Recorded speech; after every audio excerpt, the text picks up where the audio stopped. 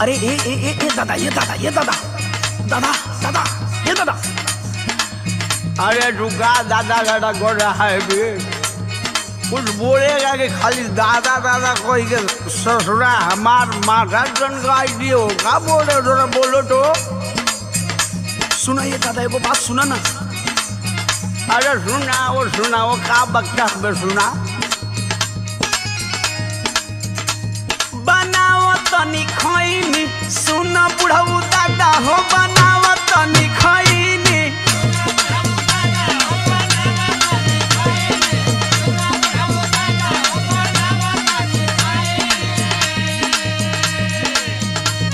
अरे बता, तोहर वाली बड़ की चुनौती का फैल दे। ए दादा बताई। मेहर ना चुनौती देले धैले बाबे चैनी, बनाव तनी खैनी।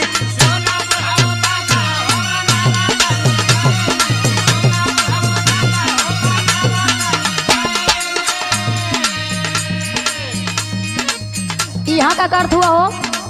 कुछ नहीं दादा, ले खाली हाल चल करे नहीं दादा, ढेर दिन पर भेटाए जाना, कुछ नहीं कर। तू हाल चाल करत हुआ? हाँ भूलवावत हुआ हमके? का तो के नशा करे से मना कैले रहनी है ना? ए दादा, ए दादा, सुना ये सुना फला ना वो इ नशा ना करो तो खाली हमसे हाल चाल करो ना। तू चुप रहा बुढ़ऊ, बोला मत। अब तू हम हूँ के डटबू। अरे सुना पहले इनकर हाल सुना। सुना। बिगाड़ लिखले दासा, करही में नशा हो, बिगाड़ लिखले दासा।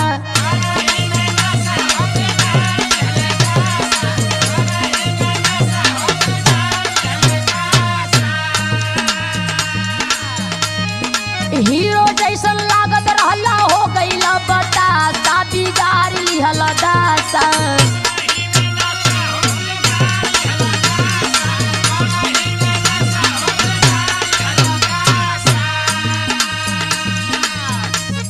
आशीर्वाद की मम्मी एगो मजबूरी बताई।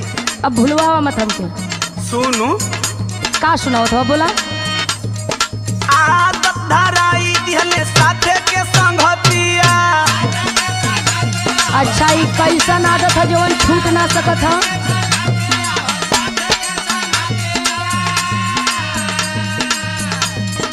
का कहीं रानी अब छूटे ना आदतिया।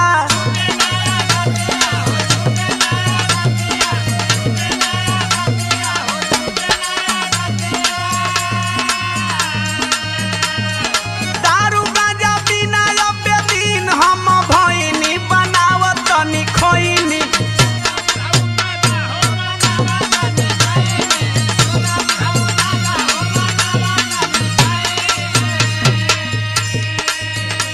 सुनो, हाँ बोलो।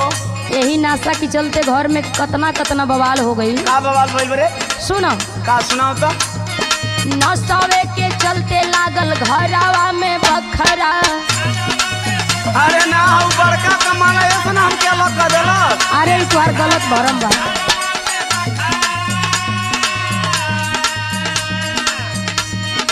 पी के पड़ोस में करावेला तू झगड़ा। अरे हाँ, और शर्म खूब झगड़ा होना।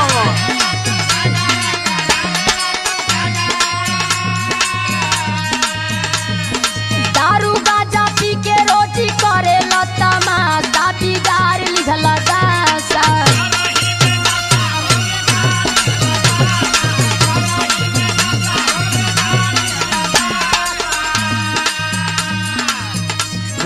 एगो बात कही। बोला।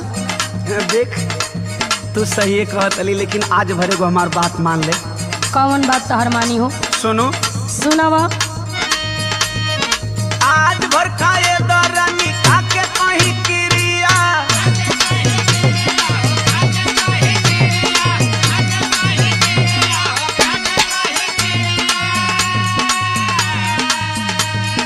मरद के दर्द बुझत कैसन बारू तिरिया।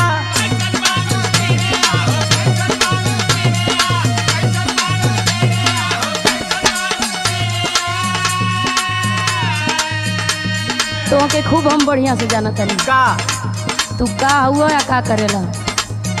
अरे सुन भरोसा कर। अरे कतनी बार भरोसा कइले बानी। दे सुन अब ऐसे ना मन भी तो हम तोके बतावत नहीं। बतावा। हाथावा दीवनवा तोहरा माथावा पे धइनी बनावत नी खइनी।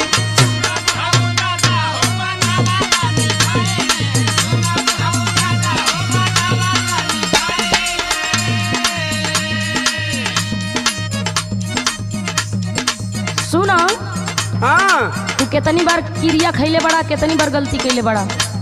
अरे अब ना करो। तोहरी बाती में हम ना आवे वाला है। का बोलता बढ़िया से रहम तोहर जानत बानी हम हो।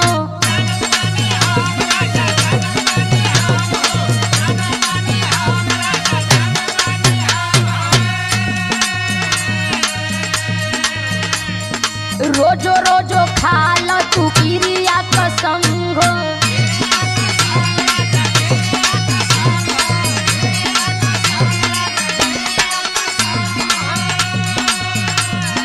कहेली मीनाक्षी रोजी बलटे लपासा बिगाड़ी हलदासा।